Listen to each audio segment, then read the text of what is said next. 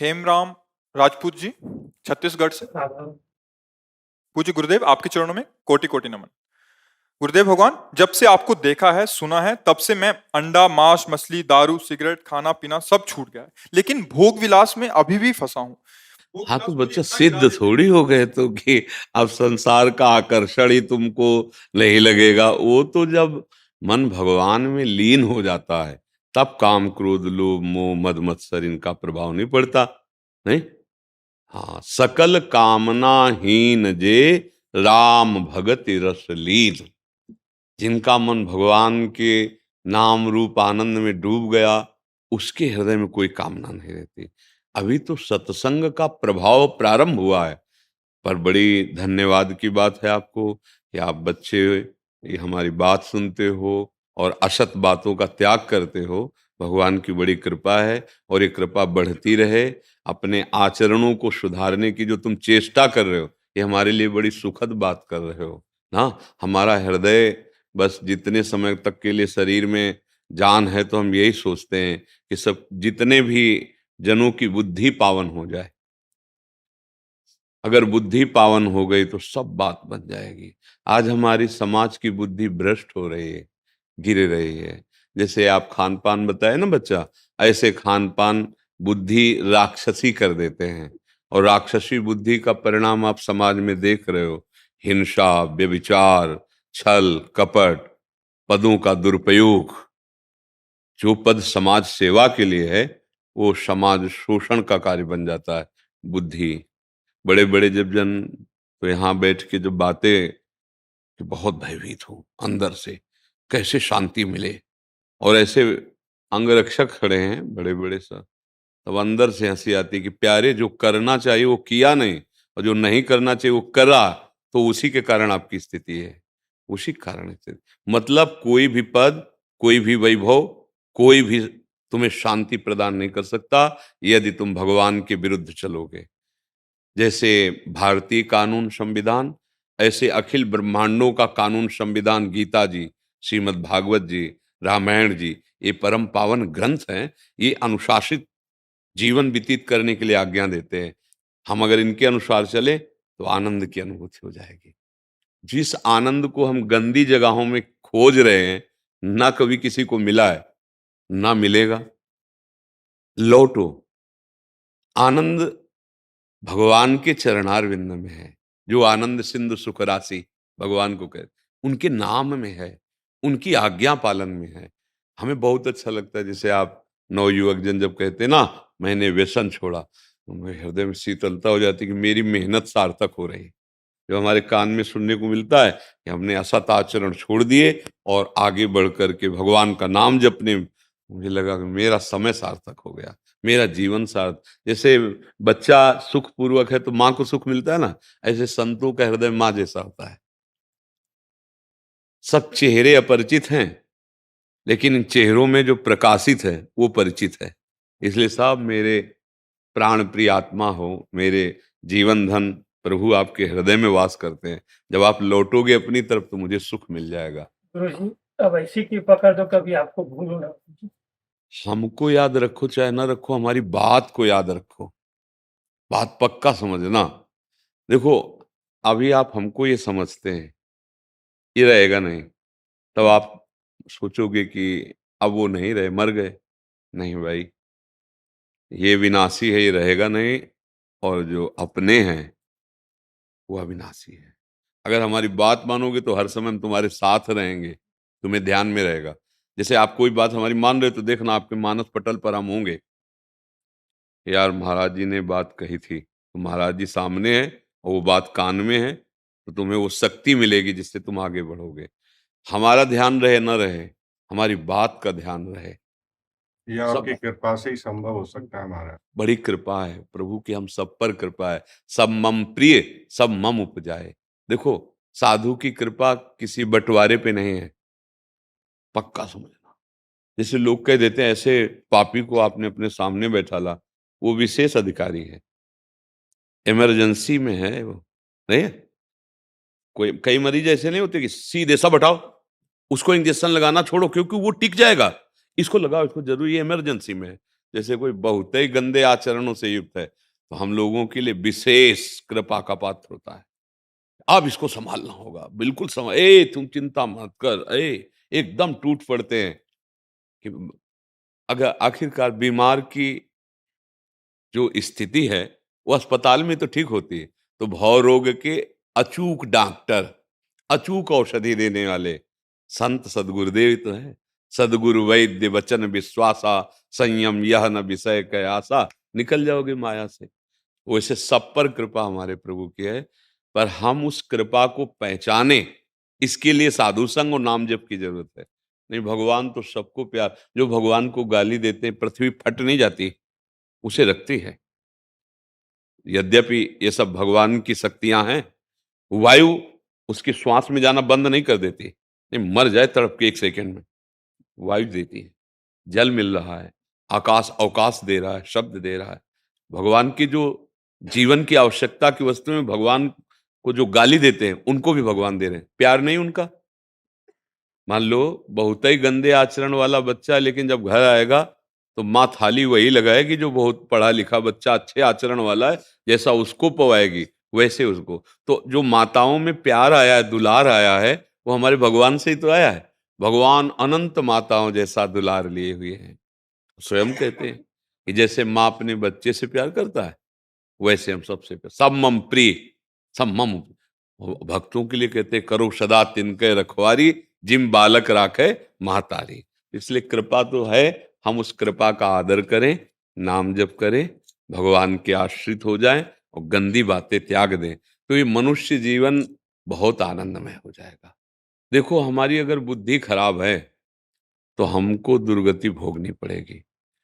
पढ़े लिखे, बड़ा प्रयास किए और बड़े पद पे पहुंचे, और बुद्धि ने धोखा दे दिया, भ्रष्ट है, इस पर प्रधान बुद्धि हो गई, पकड़े गए, वीडियो बना, समाज में गंदगी, परिवार में मुंह दिखाने लायक नहीं, पद से भ्रष्ट, सजा, क्या हो गया?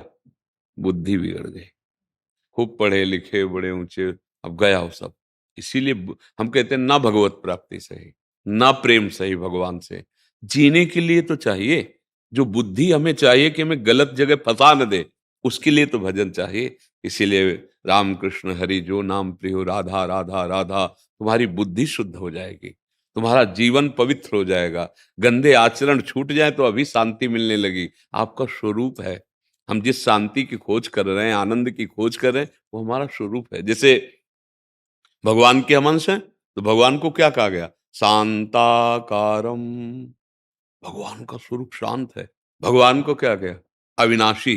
तो ईश्वर अंश जीव अविनाशी, हमारा स्वरूप भी अविनाशी। भगवान आनंद सिंधु, तो चेतन अमल सहज सुख राशि, हमारा स्वरूप है। हम भूल गए मदिरापान, व्यभिचार, मांस, इसमें सुख खोज रहे हैं। बड़ा पाप, बड़ा मलिनता। अब ये लोग मतलब जो नहीं छोड़ पा रहे, जिनका बहुत हृदय मलिन हो गया है, तो वो उल्टा स्वीकृति करते हैं। भगवान ने बनाया है तो किसके लिए बनाया है? तो नरक भी किसके लिए बनाया है? नरक भी तो भगवान ने बनाया है। कैंसर, जेल, बड़े बड़े रोग, ये सब पाप का फल है। किसी जन्म में पाप बना, परिणाम आ गया, भोगो। हाँ, 100 थप्पड़ की जगह हो सकता है 50 में निपटा दें, पर लगेंगे, ये पक्का है। अवश्य में भोक्तव्यम कृतम। क्षमा ऐसे नहीं हो सकता, ये पूरा गया, पूरा बिल्कुल क्लीन। हाँ, जो जमा है वो क्लीन हो जाएगा, जो नया है वो क्लीन हो जाएगा, लेकिन जिससे शरीर बना है अभी भोगना पड़ेगा, क्योंकि पहले से निश्चित हो गया है। इसलिए भैया, एकमात्र भगवान की शरण सुख प्रदान कर सकती है। वो भाग्यशाली जन है जिनको ये बात समझ में आ रही। कोई जादू टोना, कोई जंतुर और ये कलावा, ये तुम्हें दुख से नहीं मिटा, दुख से नहीं। बताओ, अगर ऐसी बातें होती, इतनी सामर्थ होती, तो हम सब सुखी नहीं हो जाते? तुम जिस समय भजन शुरू करोगे उसी समय सुखी। गोस्वामी जी ने एक दोहा में कहा है, बारी मथे घृत हो ये बरु, सिकताते बरु तेल, बिनु हरि भजन न भव तरी, यह सिद्धांत अपेल। तब लगी कुशल न जीव कहूं, सपने हूं मन विश्राम, जब लगी भजत न राम, कहूं शोक धाम तज काम। स्पष्ट बात कह रहे हैं। जब तक तुम भगवान का भजन नहीं करोगे, समस्त कामनाओं का त्याग नहीं होगा तुम्हारे अंदर, तब तक स्वप्न में भी तुम शांति से नहीं रह पाओ। ऐसे भयानक स्वप्न है कि चिल्ला चिल्ला कर रोने लगोगे। जागृत की कौन कहे। चाहे पानी मथने से भले घी निकल आवे, बालू पेरने से भले तेल निकल आवे, लेकिन ये वैसा असंभव है, नहीं हो सकता। पर माना कि हो गया, गोस्वामी जी कह रहे, लेकिन बिना भगवान का भजन किए तुम दुखों से नहीं पार पा सकते। अगर कोई ले दे के होता ना, तो जितने धनी लोग हैं सब सुखी हो जाते। धर्म पूर्वक चलो और फिर उसमें 4 रोटी में 1 रोटी दे दो, बहुत बड़ी यज्ञ हो गई तुम्हारी। और अधर्म से तुमने कमाया और सोचा कि हम साधु महात्माओं को दे दें, तो उनके भी भजन में बाधा पहुंचेगी, उसका भी अपराध लगेगा। अधर्म से कभी धर्म नहीं हो पाता। अच्छा, अभी अधर्म को समझने के लिए जो हमें बुद्धि चाहिए, वो जो खान पान गंदे हो रहे हैं, तो वो बुद्धि ठीक निर्णय करेगी। आप सोचो, थोड़ा सा नशा कर लेते हैं तो बुद्धि लड़खड़ा जाती है कि नहीं लड़खड़ा जाती? मतलब प्रभाव है। ऐसे अन्न का प्रभाव है। अगर अधर्म से कमाया हुआ अन्न मात्र तो बुद्धि भ्रष्ट कर देगा। एक महात्मा जी जंगल में रहते थे, परमहंस। ये भीष्म जी ने कथा सुनाई। जब भीष्म जी सरसैया पे पड़े उपदेश करते ना, तो द्रौपदी जी ने कहा, आज तो बहुत सुंदर ज्ञान का उपदेश कर रहे हो पितामह। और जब सभा में हमारे वस्त्र खींचे जा रहे थे, मैं चिल्ला चिल्ला के पूछ रही थी, तब ये ज्ञान कहाँ गया था? तो उनका अधर्मी दुर्योधन का पक्ष और अन्न पाने से हमारी अब बाण लगे, वो सब खून निकला, 6 महीना से पड़ा हूं, अब शुद्ध हो गया है। तब वो कथा सुनाते हैं कि एक परमहंस जी जंगल में रहते थे, कंदमूल फल जंगली पाते थे, कभी किसी नगर में नहीं जाते थे। एक दिन राजा अपन शिकार खेलने को गया, तो उसने देखा कि ऋषि एकांत तो धार्मिक था, दंडवत की, और कहा, महाराज आप कभी कृपा करें और महल में पधारें और हमारा जीवन धन्य हो जाएगा। बहुत बार प्रार्थना की तो दयालु हृदय संत का, चले गए। अब वहां प्रसाद पाया, अच्छे अच्छे पदार्थ, सब। राजा के घर में क्या कमी। अब आए तो भजन में मन नहीं लग रहा, बस चिंतन बदल गया। अब वो सोचने लगे, राजा कब आवे, निमंत्रण दे। अब वो अच्छे नहीं लगेंगे, अब जंगली कंदमूल फल कहाँ अच्छे लगेंगे, जो राजा के घर का भोजन। और बुद्धि वैसी हो गई, जहां वो एकांत सेवन करते तो वहां मन आया कि कब राजा आवे और हमको निमंत्रण दे। तो संकल्प जोरदार, तपस्वी तो थे। राजा फिर खिंचा आया, महाराज ज्यादा कहना नहीं पड़ा, महाराज झोली उठाए चल दी। आज वहां गए तो ऐसे देख, महल में बैठालते थे और रानी स्वयं भोजन परोसती थी, राजा चरण सेवा में। क्योंकि संतों की ऐसी महिमा रही है, अब भी है। ऐसे दृष्टि पड़ी तो श्रृंगार की जो अलमारी थी, उसमें हार वगैरह, जब वो लेने चली गई भोजन, वो व्यवस्था में चले गए, तो उठे और झोली में स्वर्ण का रत्नों से जटित हार उन डाल लिया, खाया पिया, प्रणाम नमस्कार, चले। रानी ने कहा कि महाराज, मेरे श्रृंगार का जो हार है बड़ा कीमती, हो तो, और आपके उन महात्मा के सिवा कोई आया नहीं। क्योंकि हमारा जो परिकर दास दासियां हैं वो यहीं रहती हैं, महल की ही है, निज परिकर, वो बाहर जा नहीं सकती, बाहर से कोई आया नहीं। आप और हम और महात्मा, आप क्यों लेंगे, आपका तो है ही, हमारा तो है ही, हमारे तो श्रृंगार का विषय है, हम छल कपट क्यों करेंगे, आपके महात्मा ने चुराया है। उनका ऐसा नहीं हो सकता, वो इतने निरपेक्ष महात्मा की किसी नगर नहीं जाते, वो क्यों लेंगे। पर शंका तो राजा को भी हुई कि दूसरा आया नहीं, पर वो अंदर से एकदम कि हमारे महात्माओं की निंदा हो जाएगी अगर ये बात। देखो, जो धर्मात्मा पुरुष होते हैं इस बात से कि मानो मेरी श्रद्धा तो टूटी, अगर हम ये बात बाहर कर देंगे तो लाखों की श्रद्धा संतों से चली जाएगी और धर्म का ह्रास हो जाएगा। ना वो महात्मा के पास गए, ना उन्होंने कहा, उनका दूसरा हम बनवा देते हैं। रानी भी शांत हो गई। अब 2 4 5 6 दिन के बाद जो झोली लेकर के कंदमूल फल जंगल में लेने जाते थे, झोली उठाई तो वजन, क्या है इसमें, हाथ डाला तो हार।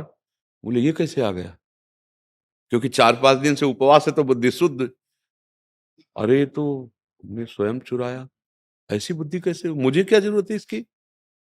हार लिए, सच्चे संत थे और ऐसे दिखाते हुए सभा में प्रवेश किए, महाराज मैंने आपका हार चुराया था, मुझे इसके अनुसार दंड दिया जाए। राजा खड़े हो गए सिंहासन, समाज लाखों की, उनका महाराज ये हार आपने नहीं चुराया था, मैंने आपकी परीक्षा के लिए झोली में डाला था कि देखे आप सच्चे संत हैं कि नहीं। आप सच्चे संत हैं, और महाराज जी को महल ले गए, तब किसी को समझने नहीं दिया और एकांत बैठाल कर कहा कि क्या लीला है, आप चुरा के ले जाते हो, फिर आप ही वापस करने आते हो, कहते हो कि मैं चोर हूं, मुझे दंड दो। महाराज मुझे समझ में नहीं आया। तो बोले पहला भोजन जो किया उससे हमारी बुद्धि भ्रष्ट हो गई, और ये बुद्धि तो हमको प्रेरणा करी, हम उठा, आज 5-6 दिन से कुछ नहीं खाया, निराहार रहे, तो हमारी बुद्धि शुद्ध हुई। तभी ये तुम्हारे भोजन का दोष है, जिससे हमारी बुद्धि चोरी तक पहुंचा दी। तो आप समझो, अधर्म के अन्न से अगर आप दान पुण्य भी करें तो उससे अधर्म ही होगा, वो धर्म थोड़ी बन जाएगा।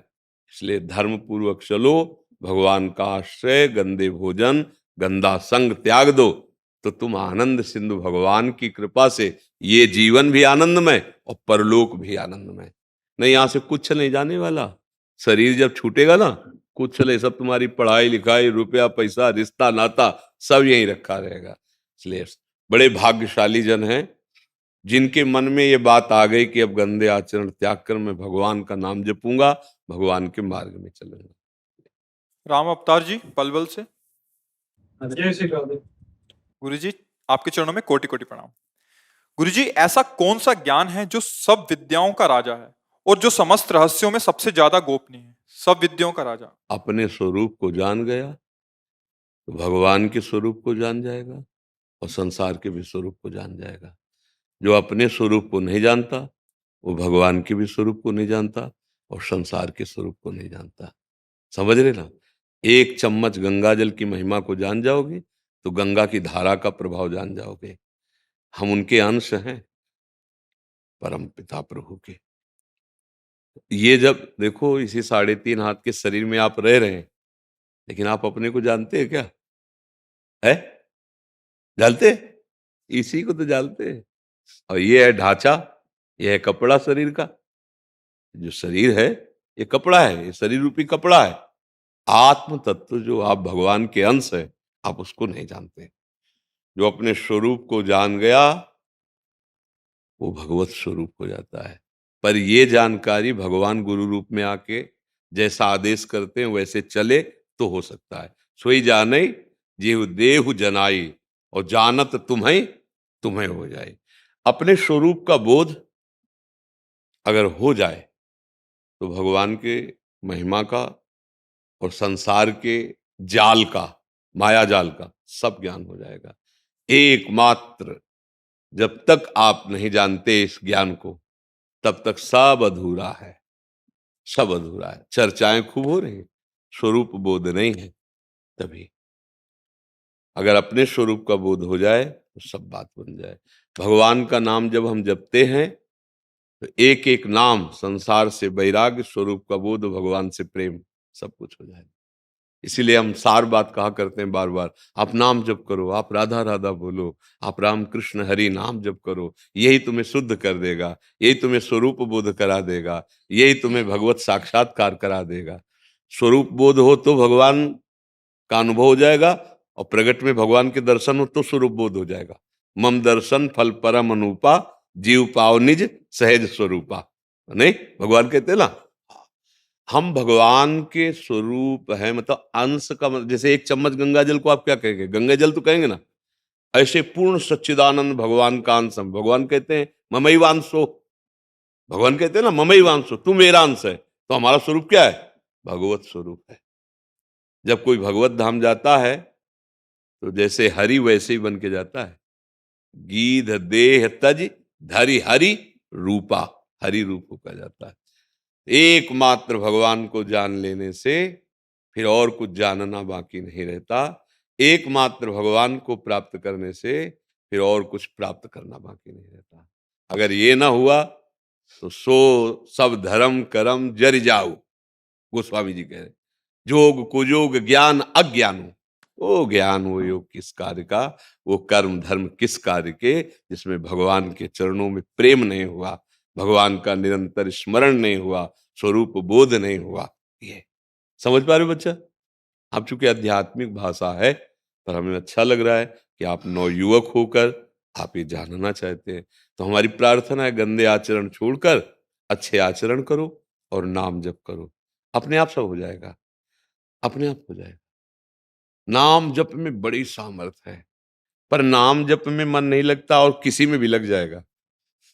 अब यही खास बात है, आप देखना 2 घंटे बराबर आप बैठकर एक नाम जपो तो देख लो हलचल पैदा कर देगा नाम। इससे कठिन काम है। हाँ, जब मन के ऊपर जहां डंडा चला नाम का, वो आग पैदा करेगा, काम क्रोध लोभ मोह मद मत्सर जो छुपे हुए बैठे थे ना, वो सब भड़केंगे। तभी गुरु की संरक्षणता में इन पर वार किया जाता है। जैसे डॉक्टर ने होता है इंजेक्शन लगाता है तो कहता आपको रुकना पड़ेगा 30 मिनट, हम देखेंगे इसका प्रभाव क्या है।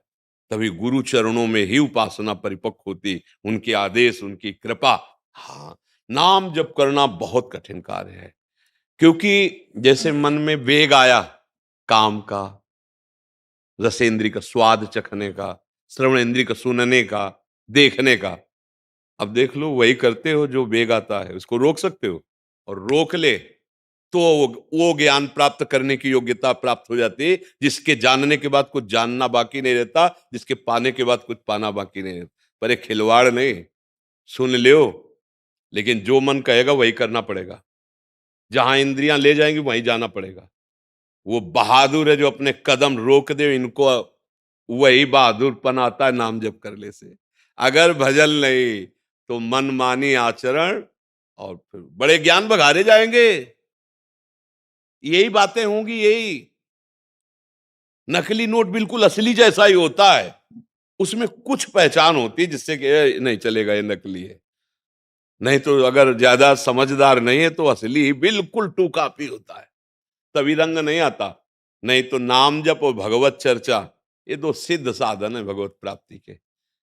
केवल भागवत की कथा सुनने मात्र से भारी व्यभिचार दोष से युक्त, हिंसा दोष से युक्त धुंधकारी जो प्रेत बन गया था, 7 दिन में विमान आ गया और विमान में बैठ के भगवान के धाम को गया। कोई और साधना नहीं बनी, केवल भगवत चर्चा सुनने से। हमें लगता है भगवान की जो कथा है, भगवान का जो नाम है, अगर हम कपट रहित होकर के तो बहुत जल्दी लाभ प्राप्त हो जाए। यही ज्ञान पैदा कर देगा, यही प्रेम पैदा कर। नाम में बड़ी सामर्थ्य है, नाम जब पाना बहुत कठिन है। देखो महीने 2 महीने संयम से बाबा जी को आजीवन रहना पड़ता है। मान लो 50 साल ब्रह्मचारी रहा और 5 मिनट के लिए गलती हो गई तो फिश एकदम जैसे बालू का बांध नहीं टूट जाता। आप सोचो कितना कठिन है बाबागिरी, संत मार्ग कितना कठिन है। लोग देखो जो सच्चाई से चले तो, और अगर ऐसे तो फिर वो बात अलग है। अगर सच्चाई से चले तो मतलब पूरे जीवन के लिए आप सोचो, माई बाप परिवार रिश्ते नाते संसार के मनोरंजन सबको आग लगा दिया। एकमात्र भगवान का आश्रय, एक भरोसो एक बल, और मन को कोई मनोरंजन नहीं, सीधे भगवान में। आप सोचो क्या बात है।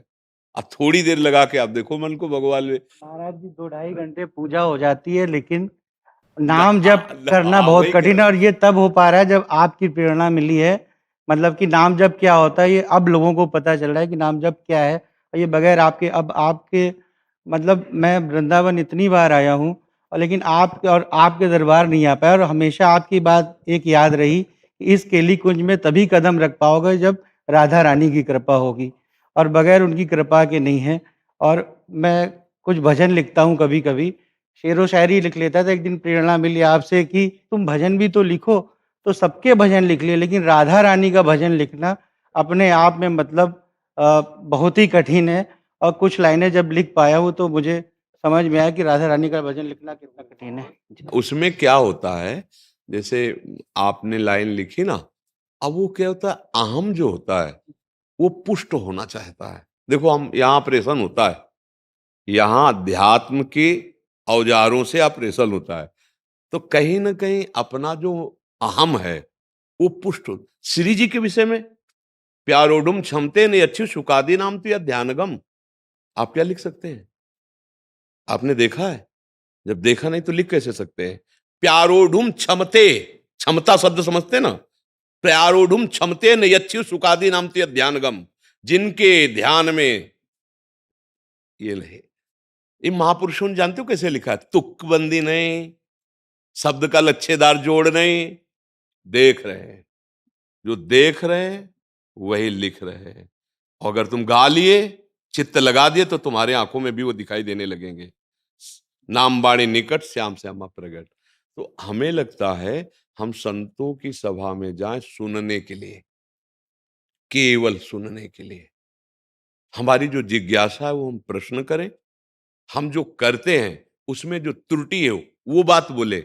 जो अच्छा करते हैं बिल्कुल मत बोले, जो हमें अनुभव हो रहा है वो बिल्कुल मत बोले, जो हमारे अनुभव में कमियां हैं वो हम बोले, और वो स्वीकार करके अच्छी स्थिति में पहुंच जाए, जहां काम क्रोध लोभ मोह मद मत्सर ये छू नहीं सकते, ऐसी आध्यात्मिक। तो संत समागम जो होता है वो अपने विकारों को नष्ट करने के लिए होता है। हम लोगों को जो अंदर उल्कन करता है ना, इसे बोलो कि हमें स्वप्न में, बोलो हमें ऐसा अनुभव, बोलो, वो अहम होता है।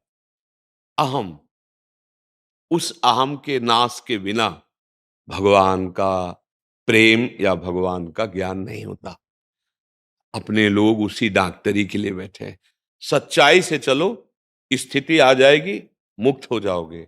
झूठ मूठ करोगे, पकड़े जाओगे। जब तक हृदय में काम वेदना है, क्रोध है, लोभ है, मोह है, मद है, ईर्ष्या है, द्वेष है, स्त्री है, पुरुष है, भगवत साक्षात्कार नहीं हुआ। जहां राम तहां काम नहीं, जहां काम नहीं राम। बस जब हम अच्छी असली बात बताना चाहते, तो अब चूंकि आप लोग संसार में रत हो तो आपको बुरा लगने लगता है। क्या डॉक्टर औषधि बताता है तो आपको बुरा लगता है क्या? तो ऐसे संत सदगुरुदेव अगर डांट भी लगा दे तो आपको निहाल होना चाहिए कि कोई तो संसार में है जो हमारी नाश करने वाली वृत्ति को पकड़ के उसको नष्ट करने की बात कर रहा है। तो हृदय निहाल हो जाए ना। जैसे डॉक्टर ने बताया आपको ऐसा होता है, जी जी, तो आपको ऐसा भी होता है जी, तो अपने को लगता है ना रोग पकड़ गया, अब रोग पकड़ गया या औषधि दे देगा। ऐसे संत सदगुरुदेव रोग पकड़ते हैं। ये अहंकार की वृत्ति है कि काम की वृत्ति है कि मोह की वृत्ति है कि लोभ की वृत्ति है, फिर आपका वो ऑपरेशन करते हैं। तो संसार में जब डॉक्टर ऑपरेशन करता है तो बेहोश करके होता है, और साधु समाज में जब ऑपरेशन होता है तो होश में होता है। नहीं होता है, ए सावधान, मतलब पूरी एकाग्रता हमारी तरफ, अब ऑपरेशन आपका हो। तो हम लोग क्या करें, जो हमें अनुभव हो, जो हमें अच्छाई समझ में आए, वो भगवान के चरणों में समर्पित करके गुप्त कर दे। और जो हमारी बुराइयां हैं, जो हमारी कमियां हैं, वो हम संतों के सामने पेश करें, तो हमारी उन बुराइयों का त्याग हो जाएगा और हम भगवान की प्रसन्नता वाले आचरणों से युक्त हो जाएंगे, है नहीं? हाँ। तो अब जैसे हमको आप कुछ सुनाओ, तो आचार्यों की वाणी, अब उनके आगे कुछ लगेगा क्या? मान लो तुकबंदी कुछ लगेगी क्या? बड़े बड़े आचार्य महापुरुषों के, इन, हाँ, आचार्यों के, स्वामी हरिदास जी, हरिवंश महाप्रभु, हरिराम व्यास जी, जो नित्य विहार देख रहे हो सेवा उनके, तो वहां कान लगे। अब ये आप लोगों को क्या अनुभव, शब्द ही तो जोड़े हो, प्रिया प्रीतम को देखा तो नहीं ना, तो हम तुम्हारी बात क्या सुने यार, बात समझ रहे ला? इससे क्या होगा, तुम्हारा पारा उतरेगा हमका और तुम दैन्य बनोगे। तो सच्चाई से जो लिखना चाहते हो वो योग्यता श्री जी दे देंगे, श्री जी दे देंगे। ये जो बड़े बड़े रस ग्रंथ लिखे ना, हमारे यहाँ एक ध्रुवदास जी महाराज हुए, वो मन में श्री जी के प्रति बहुत, और लगा कि मैं कुछ लिखूं लाडली के लिए। बड़ा रास मंडल है ना यहाँ वृंदावन में, तो वहां जा करके लेट गए, ना कुछ खाना ना पीना कई दिनों तक, और बार बार रो के श्री जी से कि मुझे योग्यता प्रदान करो, मैं आपकी लीला चरित करूं। श्री जी प्रकट हुई, श्री चरण मस्तक पर पधराए नूपुरों की झनकार सहित। इतना मोटा ग्रंथ है, 42 लीला, वो रसमयी लीलाएं प्रिया प्रीतम की। हाँ, तो हम इसलिए कहते हैं कि सच्चाई से चलो, राधा राधा रटो, और वो जहां चाहे तो मुकम करोति वाचालम, 1 मिनट में वो स्थिति दे देंगी कि रूप भी दिखाई दे रहा, लीला भी दिखाई दे रही, और जो लिख रहे हो वो समाधि भाषा हो जाएगी। वो दिव्य हो जाएगी। आगे बढ़ो, ठीक है? नाम जप करो से। आश्रय शर्मा जी ऑस्ट्रेलिया से। गुरुदेव, श्री हरिवंश। गुरुजी, इतने सारे संप्रदाय को बनाने का क्या उद्देश्य है? क्या भक्ति मार्ग भगवत प्राप्ति के लिए संप्रदाय अनिवार्य है? हाँ, क्योंकि हम प्रभु को एक ही भाव से नहीं भजते हैं। हमारा मन है तो हम भगवान को अपना यार बनाएंगे, दोस्त बनाएंगे। अब उसके लिए हमें दोस्त बनाने की प्रक्रिया क्या है? तो भगवान ही आचार्य रूप में आ गए, पुष्टि मार्ग वल्लभाचार्य जी। सखा अष्ट सखा ले सखा भाव को। भगवान को हम अपना पति बनाना चाहते हैं भाव भक्ति मार्ग में, तो कांता भाव की उपासना के आचार्य प्रकट हो गए। भगवान को हम अपना स्वामी बनाना चाहते हैं, तो दास्य भाव के आचार्य प्रकट हो गए। और भगवान में हम अभेद होना चाहते हैं, तो शंकराचार्य जी के रूप में प्रकट हो गए। एक ही भगवान अलग अलग भावों के अनुसार भजने वाले भक्तों के लिए वो विविध आचार्यों के रूप में प्रकट होकर वो मार्ग बता दिया कि हम जिस भाव से चाहें अपने प्रभु को प्यार कर सकते हैं। हम अपने प्रभु को गुरु मान लें, अपने प्रभु को प्रीतम मान लें, अपने प्रभु को सखा मान लें, अपने प्रभु को स्वामी मान लें, अपने प्रभु को पुत्र भी मान लें। नंद यशोदा आदि जिस भावना में मगन होकर भगवान को पुत्र, ऐसे कितने महाभागवत हो गए जो भगवान को पुत्र भाव से भजे और भगवान उनको उसी रूप में आनंद प्रदान किया। इसमें कौन सी बिलग बात है? किसका प्रश्न है? इसमें कोई बिलग बात लगी क्या? हाँ, ये हमारे भगवान की कृपालुता है। जो जैसी भक्ति करना चाहता है तो भगवान उसको बताने के लिए विविध रूपों में आकर के विविध आचार्यों के रूप में आ गए और वो बता रहे हैं। तो इसमें कोई आश्चर्य संशय की बात थोड़ी है। अच्छा, भगवान के हमारे विविध नाम हैं, जैसे पानी, जल, तोय, वार, वाटर। अब बोले इसमें क्या भेद है? अब वो इंग्लिश भाषा सीखे, बहुत अच्छा लगता है, वाटर बोले। जो थोड़ा पवित्र शास्त्रीय भाषा में वो वार, तोय ऐसे शब्दों को, अपने देहाती भाषा में बोले पानी पिला दो। लेकिन बोल तो वही रहे हैं ना, समझने वाला तो समझ रहा है ना। जब एक प्रकृति रचित पदार्थ के नामों के भेद से उसमें अंतर नहीं पड़ता तो परमात्मा हो, तो तत्व है। राम कृष्ण हरि ओंकार शिव जितने अनंत नाम है, गोपाल शास्त्र नाम, विष्णु शास्त्र नाम, उन्हीं के तो हैं। ऐसे भगवान शेष जी 2000 जिभ्या से नाम जप करते रहते हैं, लेकिन आज तक पार नहीं पाए। इतने नाम भगवान के हैं। हरि अनंत, हरि कथा अनंता। तो कथाओं के अनुसार ही नाम पढ़ते हैं भगवान के। बोले रस्सी में बांधे दामोदर भगवान, अघासुर बकासुर नाश के। भगवान के नाम लीला के अनुसार कितनी लीलाएं हैं, कितने उनके नाम हैं, क्योंकि वो अनंत है। अब कोई जो नाम जप रहा है भगवान उसको वैसे ही परमानंद प्रदान कर रहे हैं। अब कहते हैं ये विविध नाम क्यों हैं, विविध भाव क्यों हैं? वो अनंत है। अब एक करके पकड़ो, जो पकड़ोगे वही अनुभव में आ जाएगा।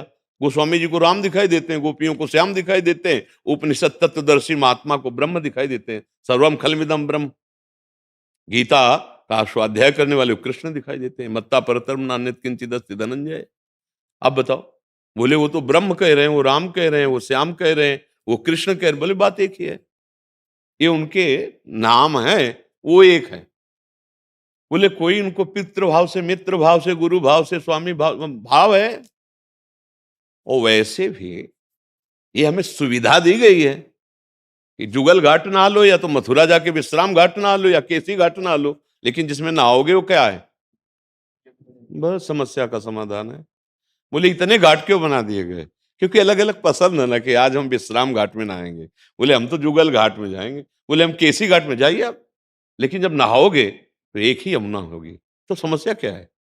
क्यों सकी? हाँ, बात समझ ऐसा आशीर्वाद दो, बस अपने राधा रानी के चरण में पड़े रहें, कोई हमसे गलती ना हो। हाँ, ये खास बात ये है कि कोई हमसे गलती न हो और हमारा आंतरिक आश्रय प्रियालाल के चरणों में हो। देखो, स्वरूप से और देह से अलग अलग क्षेत्र है। देह मायाकृत है और स्वरूप से हम भगवत अंश हैं, प्रियालाल के निज जन हैं। अब हम लोग अपने स्वरूप को भूल गए हैं और देह को ही मैं मान लिए हैं।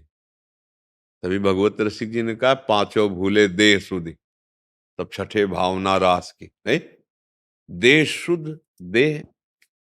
देखो हम स्त्री पुरुष इसी में तो है ना, लगता है ना, यही सच्चा लगता है ना, पर ये सच्चा नहीं है, ये कच्चा है, ये झूठा है। जैसे आप जान नहीं पाए बाल्यावस्था से कब जवानी आ गई, जवानी से कब आप वृद्धावस्था में पहुंच रहे हैं, और वृद्धावस्था से कब मृत्यु अवस्था में, कुछ पता नहीं। मृत्यु तो किसी भी अवस्था में आ सकती है, आपकी तो होनी नहीं है। कपड़ा आपको फिर नया मिल जाएगा, लेकिन इसकी होनी तो है ना झूठा।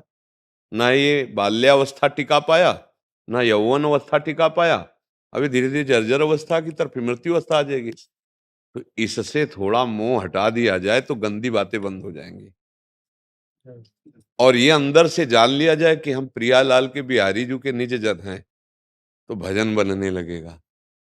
और भजन बन जाए और शरीर से सेवा अच्छे आचरण बन जाए, यही सब शास्त्रों का सार है। दो बातें सब शास्त्रों की सार बात में समझ लो, कि हमारे आचरण गंदे न हो, प्रभु के प्रतिकूल न हो, श्री कृष्ण अनुकूलेन प्रतिकूलश वर्जनम, और हर समय मीठी मीठी स्मृति बनी रहे, श्यामा प्यारी कुंज बिहारी, श्यामा प्यारे बिहारी जू बिहारिन जू की स्मृति, इससे बड़ा कोई साधन विश्व में नहीं है। पक्का समझ लो, सार बात यह है, अगर इसे पकड़ लो, भूल मिट जाए तो सच्ची बात आप हम सब प्रभु के निज अंश है, नहीं है? और वो अंश अमल है, चैतन्य है, आनंदमय है, और आपका भी वही भगवत पार्षद स्वरूप है, पर अभी उस पर वहां तक पहुंचे नहीं पहुंची। जो ज्यादा ज्ञान बघाड़ने लगते ना, तो उनसे कहते 3.5 हाथ के शरीर में रह रहे हो, कै साल के हो? बोले 50 के। तो जान पाए हो अपने को? 50 साल से इस घर में रह रहे हो, और तुम कौन हो तुम ये नहीं जान पाए, तो किस बात का ज्ञान है? इतने में रह रहे हो, 1000-2000 हाथ में ढूंढना होता तो परेशानी होती, 3.5 हाथ के शरीर में आप रह रहे हो, और आज तक नहीं जान पाए कि आप कौन हैं। सच्चाई की बात, शीशा देखोगे तो मैं ये हूं यही लगेगा, नहीं लगेगा? हाँ, यही माया है, यही अविद्या है। खूब भगवान नाम जप करो, अच्छे आचरण करो, यही जीवन, यही दीपावली है। ए भक्ति कर दीप, प्रेम करी बाती, और साधु संगति करी अनुदिन राती। रात दिन संतों का संग हो, और भक्ति का दीपक हो, प्रेम की बत्ती हो, तो प्रियालाल के दर्शन हो जाएंगे, श्यामा श्याम हाँ नेत्र गोचर हो जाएंगे, और यही जीवन का लाभ है सब। महाराज जी राम जी गुम हो गए, राम जी गुम हो गए महाराज जी। राम जी गुम हो गए? हाँ जी महाराज, खोजो, मिल नहीं रही महाराज जी, ऊर्जा मिल नहीं रही। पुकारो राम राम। बहुत पुकारा महाराज जी। नहीं, तुम झूठ बोल रहे हो।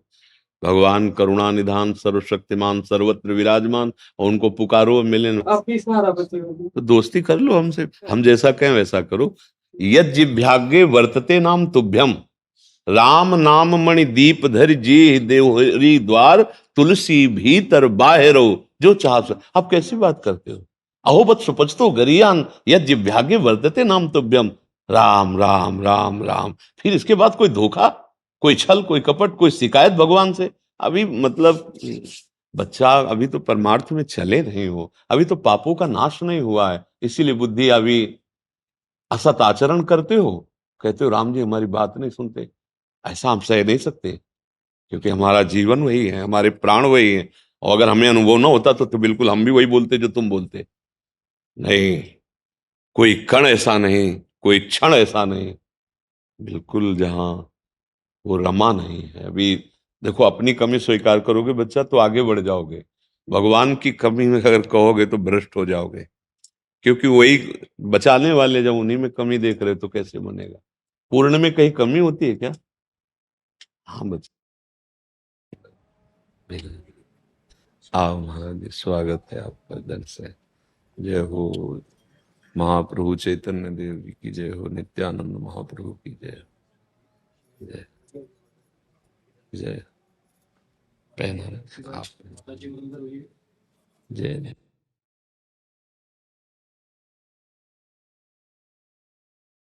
जी मायापुर में ये चैतन्य महाप्रभु जी के वहाँ ये मंदिर बन रहा है, आप उनके डायरेक्टर एंड चेयरमैन, वहाँ के वाइस चेयरमैन हैं। अहो भाग्य, अहो भाग्य। महाप्रभु का मंदिर बन रहा है। जी अगले साल ये नरसिंहदेव मंदिर ओपन हो रहे हैं। जी जी 2025 में ये मंदिर बन के तैयार हो जाएगा, महाप्रभु इसमें विराजमान होगा। पंचतत्व में बहुत धन्यवाद, आपने दर्शन कराए, महाप्रभु की याद कराई। साक्षात मूर्तिमान प्रेम, नाम का स्वाद महाप्रभु ने जो बिखेरा वो आज तक फैला हुआ विश्व ब्रह्मांड में, अद्वितीय, मतलब अद्वितीय। हाँ, उनके दर्शन मात्र से माया मुक्त जीव हो जाए, फिर जो उनका उपदेश स्वीकार कर ले तो भगवान को अधीन कर ले। हाँ, पावत ही तिनको दरस उपजे भजनानंद, बिन ही श्रम छुट जाए सब जे माया के फंद, गौड़ देश सब उद्धर्यो प्रगट कृष्ण चैतन्य, तैसे नित्यानंद हो रस में भय अनन्य।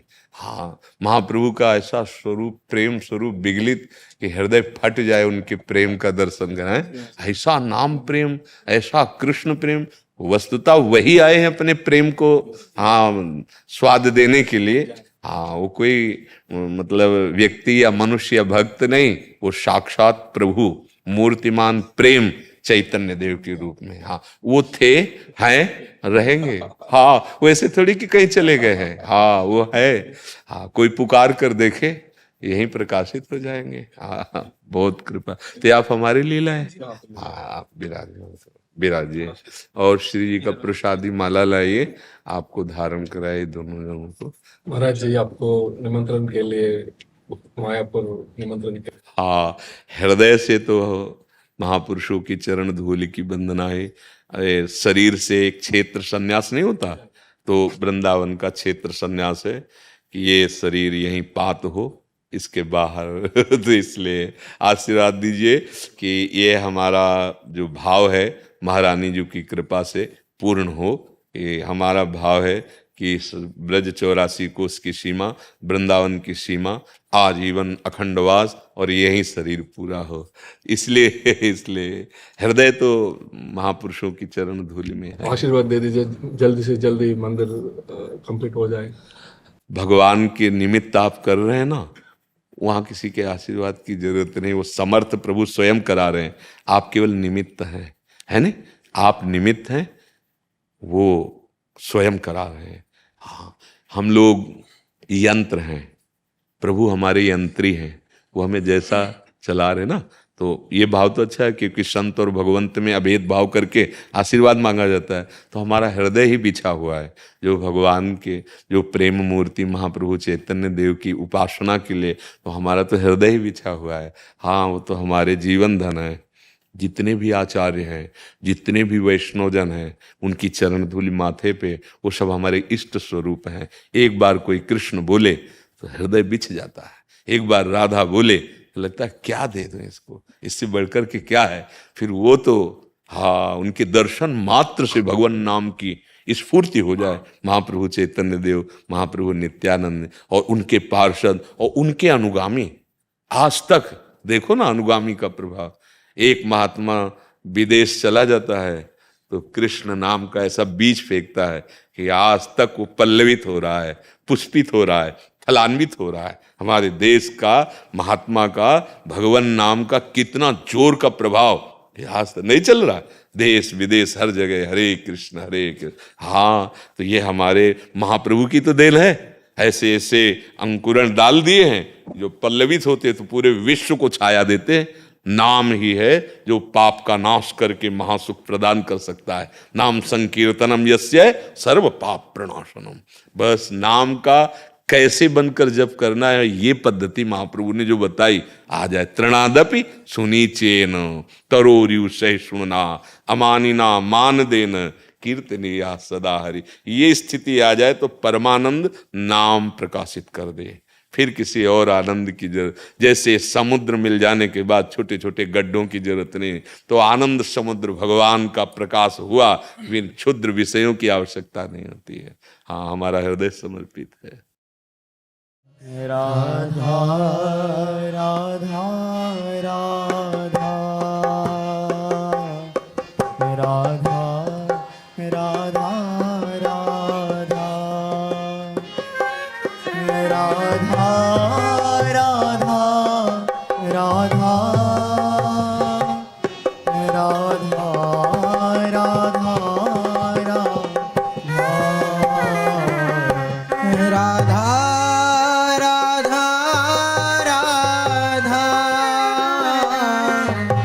राधा राधा राधा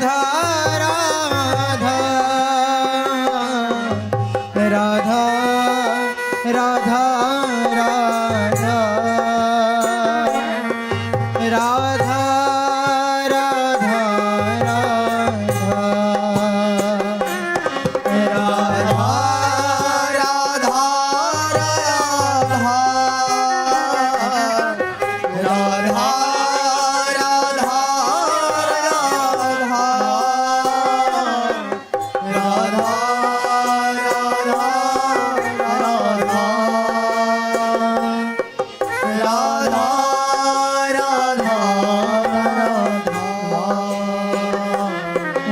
राधा